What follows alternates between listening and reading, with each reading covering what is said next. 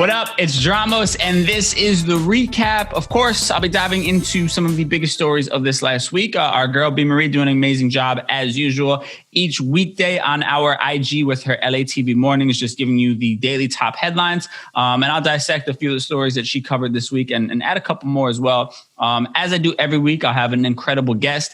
This week joining me is singer-songwriter Jarina DeMarco. So she'll be hopping on in just a little bit. Before she does, though, I do want to dive into the BS, I guess you could say. Of course, the topic we can't get away from at all, especially these last few months, is this upcoming presidential election, and for good reason. It holds a lot of weight. It's obviously an incredibly important election, if not, one of the most important elections of all time. Definitely, at least in our lifetime. This last week, we saw the final presidential debate between Joe Biden and Donald Trump.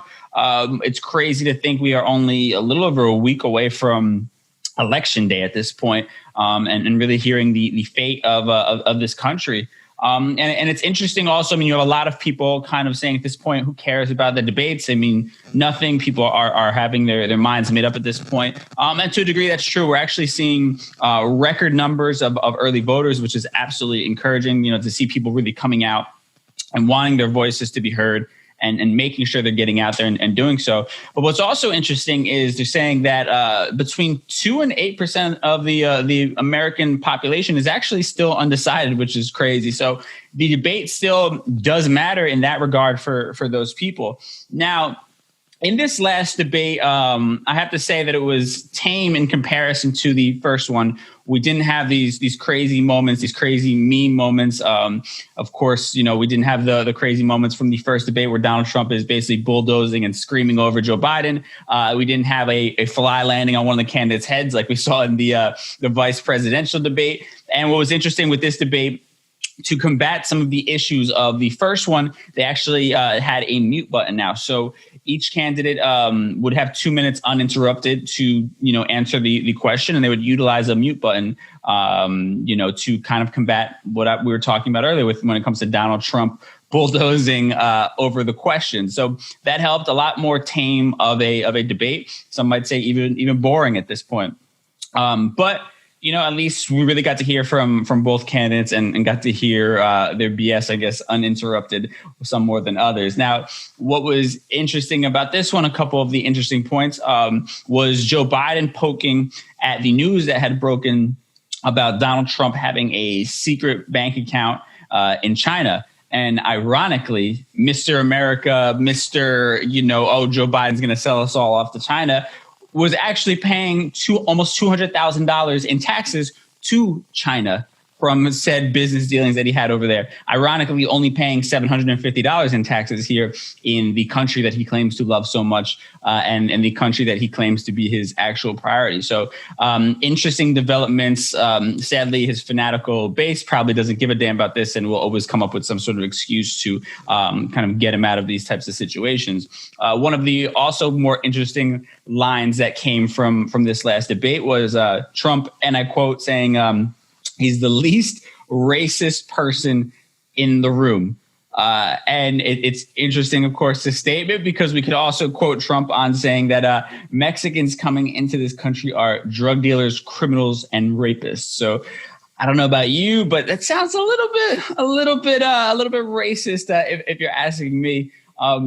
Listen, at this point, man, I don't know what else we have to say to you. If you're on the fence, if you are still supporting Donald Trump, I think if you are still one of these people who can look past of all the egregious statements, all the egregious actions and inactions of this president, I think there's definitely some deep soul searching that you probably have to do, that is allowing you to sort of not have this moral compass and to put maybe financial, gains above what's actually right and what's actually wrong. So not here to preach, is what it is at this point, a week and a half away from the actual election. I don't think my statements are going to change anybody's mind who maybe can still somehow support this man after seeing all that we have. If you haven't voted yet, make sure you get out there and vote. If you're doing so on election day, as they say, make sure you come up with a plan. They're expecting crazy lines over there. Obviously, with everything that's happening with COVID,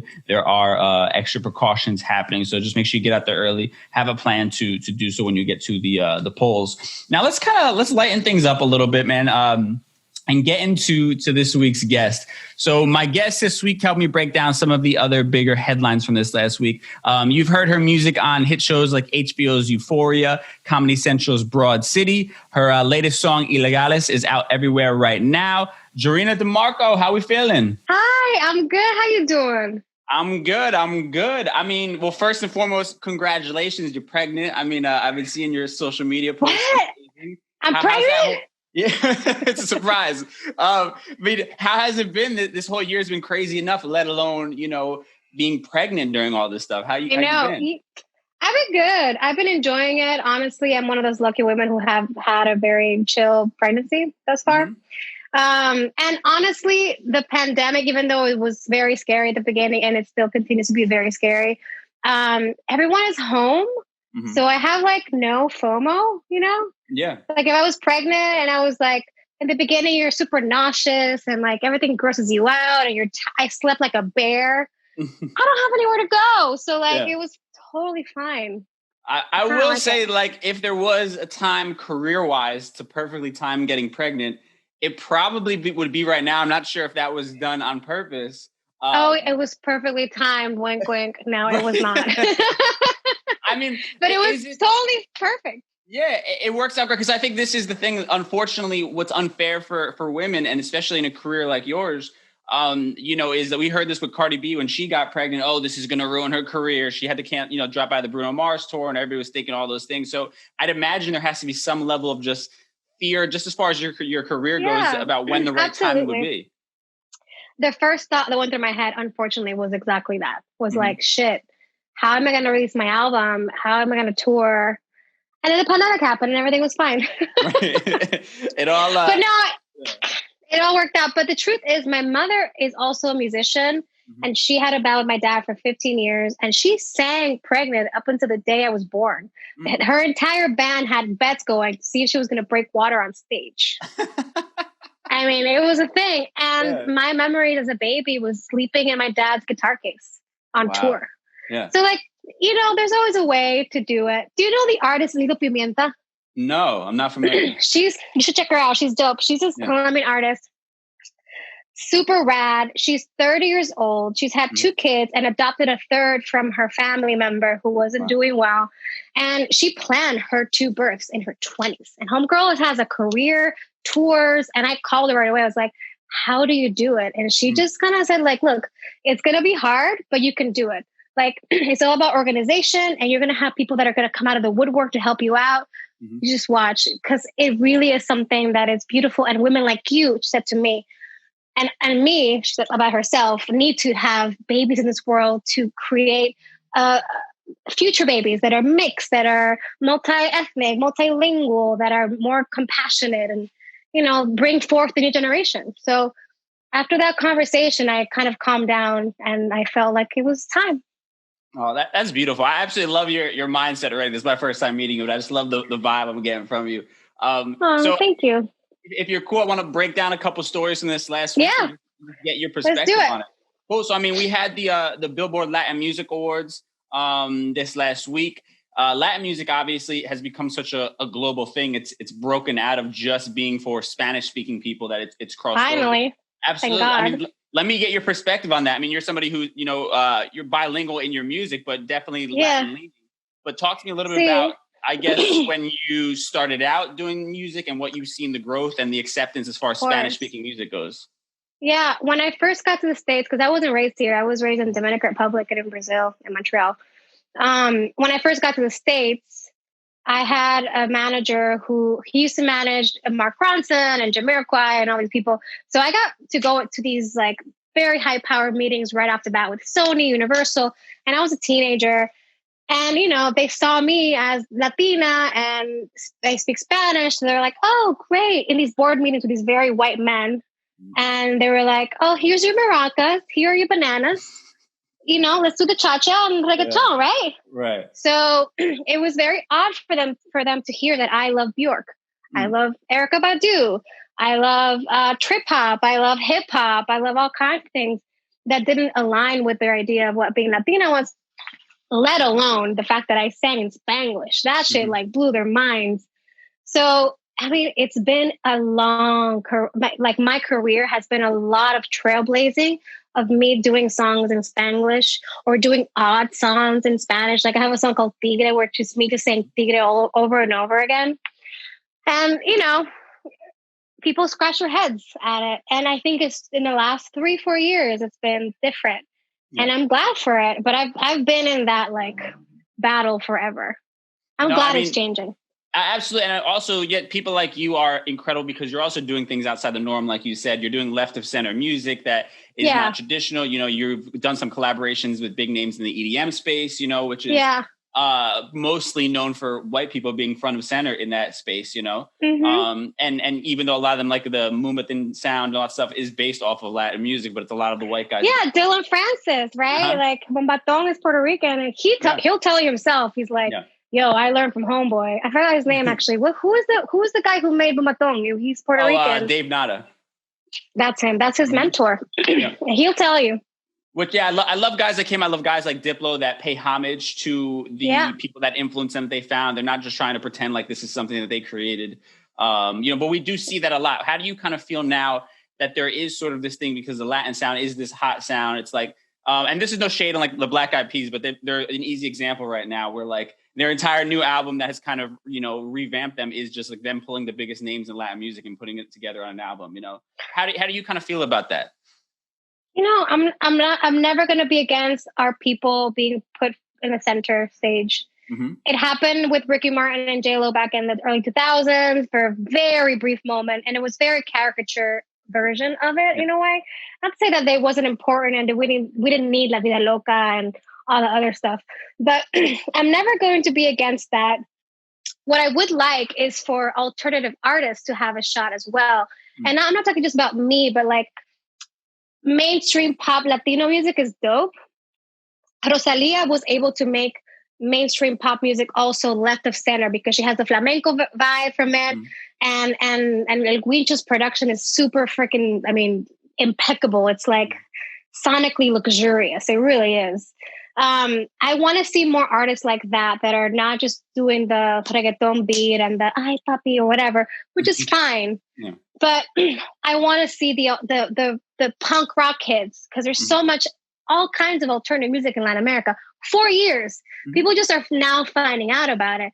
But there's so much besides reggaeton, and I think it's time for the world to see that as well.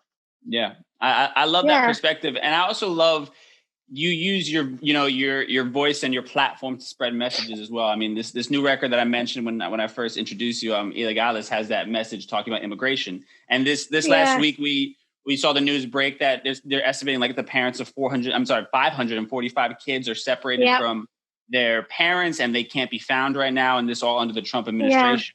I mean, talk to me about why things like that have influenced you to speak out and your feelings about it.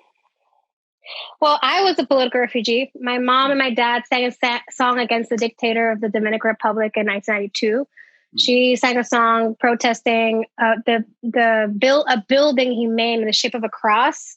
He displaced all these people from a barrio and put up this wall of shame so that this tourists who never came to see this building wouldn't see the poverty. And then said that the bones of Christopher Columbus were inside of this building. It was a shrine to Christopher Columbus, if you can believe this. So she was like, fuck this, and wrote and sang a song against that particular president who was a dictator, who was notorious for absolutely killing journalists and disappearing people. And once she sang the song in front of a lot of his military and all of his like senators and shit, we had to leave the country within like probably a couple weeks because it was getting dangerous. She might have gone to jail or worse. So my grandfather helped us escape and we left to Montreal for 6 years. So I know what it's like to be in danger and I know what it's like to feel displaced. And these people who came to America because of violence, to be terrorized by the people who are supposed to give them shelter is atrocious, obviously. And the worst part of all of this is that the official government response to these 545 kids that are missing is that their parents didn't want them. That's what the White House correspondents have said, the aides, that they have tried to find the parents and that they don't want them anymore. I seriously doubt that if you bring your kid from Honduras all the way up this death train and go through coyotes and go through the border, you're going to leave your kid behind. Right? That's super suspicious. Of course. It's awful. It's terrible. But you know, the bigger conversation is it's just another instance of our lives being viewed as lesser than by you know, white people, essentially, right? There's no way to sugarcoat it. You know, there's no way. I mean, and the hysterectomies in Georgia, and it's not the first time in Puerto Rico. They gave women all kinds of contraceptives that they were trying out and sterilized a bunch of them. Yeah, like thousands of them. 1/3 of the population got sterilized as a result of that. Exactly. I mean, it's not the first time we've seen this, and they've done it to Native American people, to African Americans. It's 2020, man. Right. I can't believe it's 2020 and it's happening still. Well, yeah, I can't believe it's 2020 and we're still having some of these same conversations that have been happening since the times of slavery ending and all these things, you know. Yeah. It's scary to think about it, but I'm also curious about your perspectives. I also kind of feel like we as a Latin community haven't done as good of a job as like our African American brothers and sisters as organizing and coming together for a common fight. You know, I mean, from your perspective, what do you think kind of is the disconnect? If I'm being honest, I think there's a lot of Latinos who have proximity to whiteness ingrained in their brain. And I can speak on this from the Dominican perspective. Because of the colonization that happened in our country, we have been, as a form of survival, asked and told to be whiter, meaning straighten your hair, bleach your skin, marry lighter than you, mejora la raza. All these things have been embedded in us, and us not talking about our African roots, not talking about our indigenous roots. And that divorces us from who we really are, what we look at in the mirror. And so I think that that's why my people have had a hard time identifying as Black. I mean, you talk to Dominicans and sometimes they'll be like, oh, no, yo soy indio claro, yo soy canela, you know? And so that's just a Dominican problem. But I think overall, everyone wants to assimilate. So if they can get closer to whiteness, then perhaps they'll survive and they'll go out, you know, without danger, because everyone just wants to survive, right? Yeah. And then you bring on top of that the fact that there's so many different kinds of Latinos. There's indigenous looking Latinos, there are people from Honduras, from Mexico, from DR, from all over the place. And African American people here are all kind of similar. It's easier for them to kind of, hey, I know who you are, I know who you are. Us, it's like Mexicans, Dominicans, they're like, wait, que lo que? Like what? You know? Yeah. I feel like there is a disconnect with that. But the most important thing is that we all have to realize that, number one, we're not white. I don't care if you think you're white. I don't care if you think you're passing. You're always going to be a brown nothing to who we're just talking about. And, you know, the Cuban population has a hard time with that in Florida. And the Venezuelans, it's because of communism that they're becoming Republicans now. But that's another thing. Yeah. There's just a lot of differences and a lot of lack of knowing where we come from and pride of where we come from because of colonialism. Yeah, that was really long-winded, but that's pretty much it, more or less. No, I love it. And I love this conversation because I think, you know, our generation is the one that is changing this. We're having the hard conversations that maybe our parents avoided for too long, you know?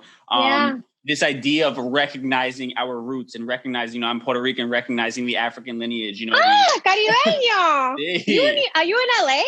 No, I'm in New York. Oh, shit. I was going to say, God damn it. I need some more Caribbean people here.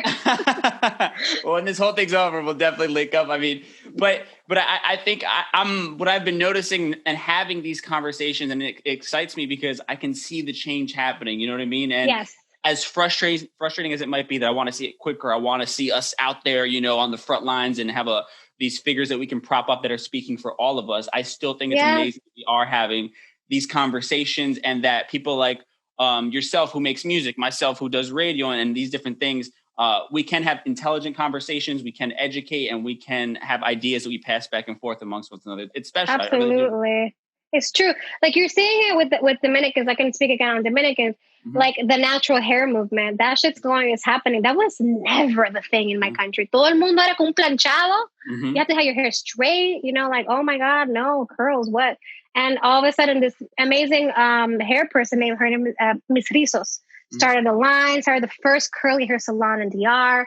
And in our country, we couldn't get our IDs taken if you didn't have straight hair. You have to go and get a perm because they wouldn't let you take your hair, your natural hair in the ID. And they used to put indio claro, canela, which are all derivatives of black, like cinnamon skin or toasted wheat is another one. It sounds like cereal. Yeah, that's so... Not negro. Right. Not negro. Negro es haitiano. If you eres negro, tú eres haitiano. And haitiano is a bad word in my country. Yeah. But that's a whole other thing. Of course, but it shows that like we've been conditioned to hate ourselves essentially. You know what I mean? And to come up with this hierarchy that really doesn't make any sense at all, because under the eyes of white supremacists, we're all beneath them. So it really doesn't matter. Exactly. But it is changing. You're right. And I think a lot because of social media. I mean, it has its good and its bad, but man, does it have its good when it comes to educating kids and young people. Absolutely. About that. Yeah, of course. I think it's great. People kind of easy access to conversations. And then if they hear us talking about something, they can research it easily themselves. I think that's the beauty of all that we're seeing. And I love that we're moving in a positive direction because it'd be easy to just harp on. No. The future is bright. I believe in it. Absolutely. I mean, okay. So speaking of, I want to end on something positive. We'll switch gears. So as you're getting ready to bring a child into this world, I want to talk a little bit about you as a mom and your plans as far as holidays and things like that. Obviously, Halloween right around the corner. I'm actually wearing all this stuff because I was shooting a Day of the Dead tutorial on how to make Jell-O with a Jell-O artist from Mexico. So this is why this is happening. Amazing. So, I mean, like people are losing their mind. There was like this Hocus Pocus reunion, like a picture that came up from the movie. Really? Yes. I haven't seen it. I love that movie. Yeah, so they're apparently doing some special. Nobody really knows what it is. And there's talks of part 2 coming out, them filming a part 2. So as a mom, are you going to be that like crazy parent that like the whole family is decked out in like matching outfits and all these things? Like what's your Halloween? What do you think? What do you think? Yep. My poor husband-to-be, my house is literally a production house. Every other day there's something happening here. I got obsessed with Jell-O recently. I have a song came out a couple of weeks ago called Electrico. And it has a music video with all this Jell-O in it. And I got obsessed with making Jell-O. And then I met this woman who's this Mexican Jell-O artist. And her and I became BFFs. And she taught me how to make these Jell-Os with syringes. So I decided to make a whole series with BuzzFeed on how to make these Jell-Os. And he's like putting up the seamless, putting up the lights. And he's like, this is my life, right? I'm like, yeah, babe, I'm sorry. Yeah. Oh man. Production. Right. He signed up to be your production assistant for life. Oh, well, until we could afford some assistants around here, yes. Right. I love that so much. That's such a beautiful thing. Honestly, I'm jealous because my mom hates Halloween and I always loved it. Really? And yeah, we never had She loves Christmas. I will give her that. So for Christmas, the house is all decked out, but Halloween, it's like, no, she doesn't play that. Was she like Eso del Diablo? No, ironically, it's not even that. She was actually born on Halloween. So her birthday's on Halloween, but she still hates it for some reason. She just, she doesn't, it's not a fan of it. I don't know. Hates scary movies. Did she eat some like bad candy corn one day or something? Maybe. I don't know. I got to ask her like I got to like press her one day. Like, listen, I think you should really what's the story of Halloween and get the epic story. Well, it was this piece of candy corn. That ruined my life. I was in the toilet hugging all night long, throwing up, and then I was said, "No more Halloween for me." I'm gonna press her. I'll let you know what the. Please let me know. It has to be a story. There's got to be something. Well, listen, Jarina, I appreciate you. It's been great to talk to you. I mean, what do you got going on? I want you to tell people about what we can expect. Oh yeah, all that kind of stuff. Well, I put out a song called Electrico. That's like it's all Babe making music. It's part of my new album called Caribbean All-Inclusive Luxury, which is kind of a joke on like all of his hotels that we have in our islands. Yeah. And all my music so far has been like turn up, really like energetic, protest, or like talking about strong things. And I just I met someone and I fell in love, and I hadn't written songs about love in like 10 years probably. And I was like, that's it. I'm writing a baby making music album. And then I got pregnant, of course. Yeah. And so yeah, Eléctrico is the first one out of that whole album that's coming out next year, probably in the spring or early summer. And I just put out a song called Ilegales as part of a compilation album of protest music called Sound the Alarm with Dylan Brady, who is this insane producer. Have you heard Dylan Brady's stuff? No, I heard the track with you though. I gotta check out. Dylan Brady is like, it's like if metal met electronica, met like all the small things. What's that? Yeah. What is that band called? Blink-182. Mm-hmm. All three. And he does work with like Charlie XCX, Dorian Electra, a bunch of like underground kids. And I write a lot of music for that whole crew of like eccentric goth people somehow. And we were in a session and I sang a melody to him and he's like, I got something.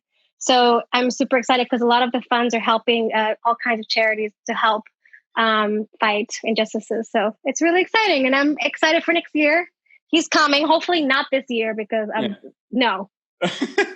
I'm shoving him back in there. Yeah. You're not born in 2020. You're trying to hold it out.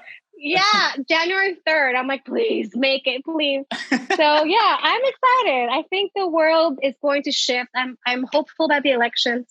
Every day is different, but today I'm hopeful. Y nada pa'lante. Hay que echar pa'lante. Always, always moving forward, looking towards the future and for the best. Yeah. Listen, it's been great to get to link on here. I'm excited to hear more from you and hopefully get to link in person. I definitely enjoy your energy and your perspective on all this stuff. Lindo, gracias. Of course. Till next time. Yes. Thank you for having me. Absolutely. Ciao. Bye. Man, big shout out to my guest this week, Jarina DeMarco. Just absolutely love her energy and perspective. I love that, we can have these kinds of conversations that my generation and hopefully the younger generation is taking an interest in the stuff that actually matters. And that we don't feel like we need to be some political pundit to actually be able to speak and have an opinion. So big salute to her once again. Make sure you follow her on socials and check out her music. She's just absolutely incredible. And before I get out of here, I want to, of course, leave on a positive note. I want to put some positivity in the air. So I want to have a positive quote, of course. This week, it comes to us from Antonio Jarina. And the quote is, "You are not lucky to be here. The world needs your perspective. They are lucky to have you." And I'll say it again. You are not lucky to be here. The world needs your perspective. They are lucky to have you. And I love these words. And sometimes quotes might sound cliche, but they're cliche because they're true. The reality is we all have a unique perspective, a unique mindset, a unique approach, and, analytical way of looking at different situations. And it's important that we use our voices, and especially in these conversations when it comes to our community and the lack of representation that we see. The only way we're going to get this representation that we want and that we deserve is if we're speaking up about things. If we're using our platforms, regardless of how small or how big it might be, we're using our platforms, using our voices to speak out on the things that matter. And we're being unafraid to maybe push some buttons, and we're being unapologetically ourselves. And that's very important because it's going to take a collective of all of us using our voices, using our unique perspectives and opinions to be the change that we want to see. So I encourage you, be unafraid, be unapologetically yourself, and be unafraid to express your ideas and opinions as you see fit. It's much needed in today's world, and we need more voices being, unafraid to get out there on the front lines and speak out on behalf of all of us. Now, with that said, thank y'all so much for tuning into this week's show. Of course, every Monday through Thursday, our girl Bea Marie doing LATV Mornings, giving you the daily headlines. And then I'll be back with a new guest breaking down those top stories from the week every Saturday. Until then, talk to you soon. Bye.